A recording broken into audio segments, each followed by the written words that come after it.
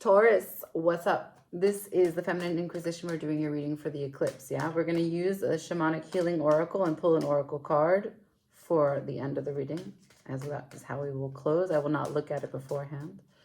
And we've got some stations on the board that I've created. We'll look at what you're releasing, how you feel about it, and the environment that it's happening in. And lastly, what this door is opening to, right? What the sun is shining on. So in a solar eclipse, the moon is between the sun and the earth. And so it acts as a second sun to give us a better understanding of how we feel. It's a softer light about what we have seen. Okay. And so this is happening in your 6th house, so the day-to-day routines, particularly as it relates to redefining what is working for you on the day-to-day. Related to work, related to interpersonal development, related to your body, right? Let's talk about that. Some shaping up on some habits, whatever you consume and how your activity level looks like. And consumption could be everything from food to also like what you watch, what you spend your energy on, your time on, okay? So let's see, what are you releasing? What are you finalizing? What are you finishing up for Taurus for this eclipse? Please, one card. Thank you. And how do you feel about it? How does Taurus feel about this? Thank you. And now, can I see the environment that it is in? For Taurus, for this eclipse, thank you.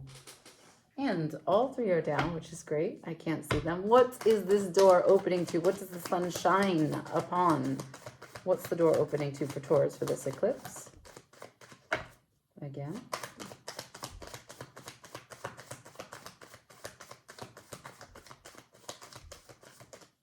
What does the door open to for Taurus, please? Thank you. I have cats and they eat separate food and, you know, never the twain shall meet. Okay, so what are you finishing? What are you finalizing? What are you releasing? I got the 3 of Swords in reverse. So that is sadness. That is expectation. That is your mind fucking with you. This is Saturn in Libra. So this is people pleasing. This is putting other people's needs before yours. This is having a very, an emphasis on what you had hoped and desired, and letting that cripple the experience as it could just be, right? The mantra that I have for this card is kill it before it kills you. There's a certain kind of imbalance for what you had hoped and for what actually occurred. And so it really asks you, what were you thinking? What was the other person thinking? And also what, like a larger question, what does this really mean? What are the implications? Where do these expectations come from? Why is the structure of how you put your energy out when it relates to other people, why does it look like this? Okay, so that's over. You're finalizing the sadness. You're finalizing maybe that behavior. You're finalizing the way that your mind consumes you to the fact that you break your own heart, right? The over-analysis of certain things. And how you feel about it is that you put it to bed. How fucking cool. You went from the 3 of Swords to the 4 of Swords. That's progression. You said, I put it to bed. The 4 of Swords is all about peace. It's not about abandonment of an idea. Pain is still real. But it understands now in the context that it is an illusion and that is self-perpetuated by the constructs of your mind. And so if I put this idea to bed, I can find true rest, recovery, true peace for a time later when it can be applied to something, right? There's always value, all is reality, but the 4 of Swords is really just getting the foundation to rest and recover before you make any moves. Now, the environment that this is happening in is the 9 of Wands. So this is a management card, a management of your actions.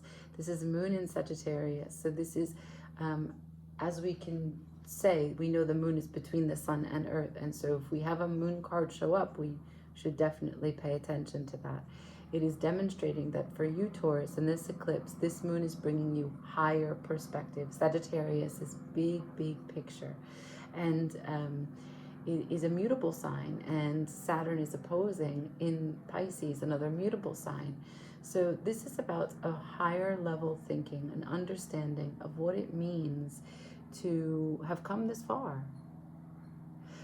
Also, for what you're experiencing and turning sadness around, how does that fit in the larger picture? Have you been here before? Is that why you're so resolved to turn it around and not do this anymore? Are you sick of yourself almost, right? And I feel like we all need to get to a place where we are sick of our own shit.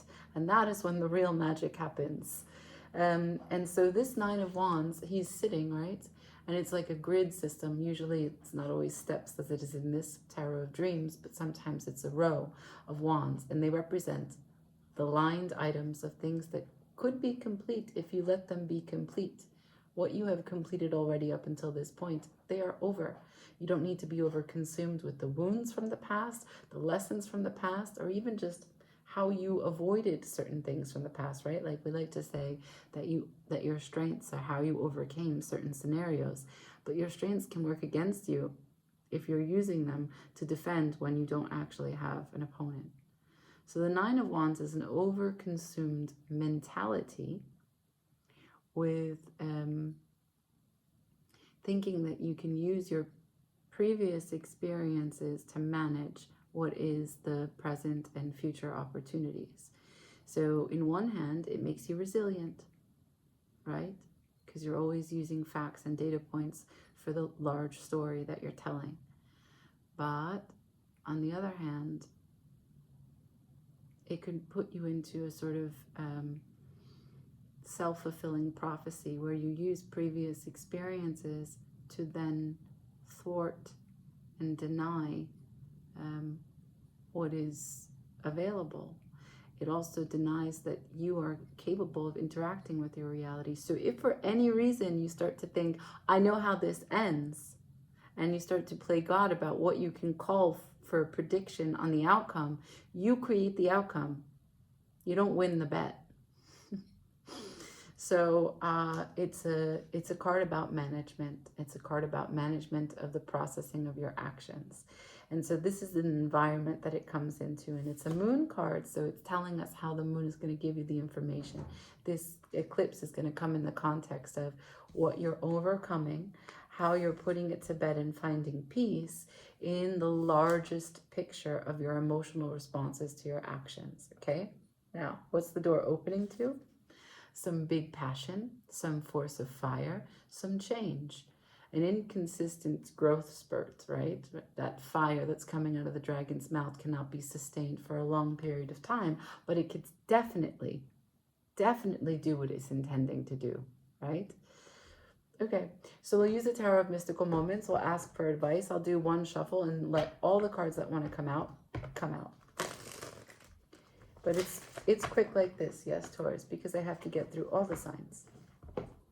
So I want to talk just quickly before I pull this advice, and that is about the bottom of the deck of the Tower of Dreams. We're talking about a new emotional approach, a new emotional status for you, perhaps a new emotional endeavor or experience. It's going to be something that either you are feeling inadequate, clumsy, awkward in, or that you are going to have to find forgiveness, not only for yourself, but for other people, because it also may be awkward and new for them.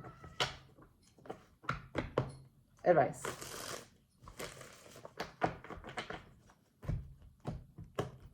For Taurus, please show me.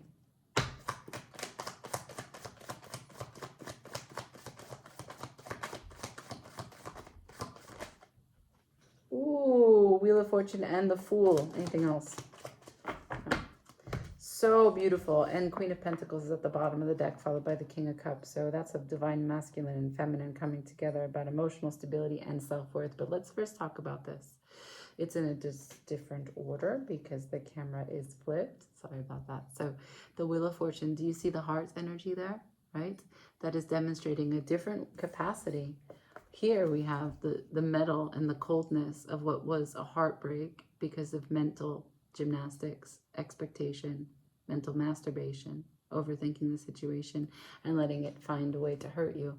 And then here, using the heart to get the gears going so that you can make change in your life, because time is of the essence. You can move your life into more prosperous directions if you recognize that being the fool is a path that you can walk on with faith, with trust. This is course correction. This is a spiritual elevation. This is a reset, tabula rasa. These two cards, beautiful, are a huge life-changing moment. This is a breakthrough in understanding how you are in control of your destiny. I mean, it's not like that sounds so tarot-esque, but like that's literally what that means. The Wheel of Fortune is the fate card, the destiny card, the karmic ties card, the time card, the chance card. It is really a grand consequence of luck being an attitude. And here we have the Fool, which is never-ending transformation, never-ending reset. Okay, let's see. Never-ending transformation, whether it's a death of an idea, a death by one choosing something and releasing and letting go of another. Your life, this one lifetime you have, is an infinite or endless chance to make so many lifetimes. 8 being the number of this card is your power. As above, so below. This is a message about recognizing your relationship on the quantum level, your responsibility as a human, as a spirit in this human body, living this one magnificent blip we call life. So every experience is that which you make, and everything that you make of each experience is that which is your responsibility. Okay, that's the blessing, and that's why we're all here doing it. I leave it there, Taurus. Wow. I wish you the best, okay? Don't mess with the horns. Look. Ciao.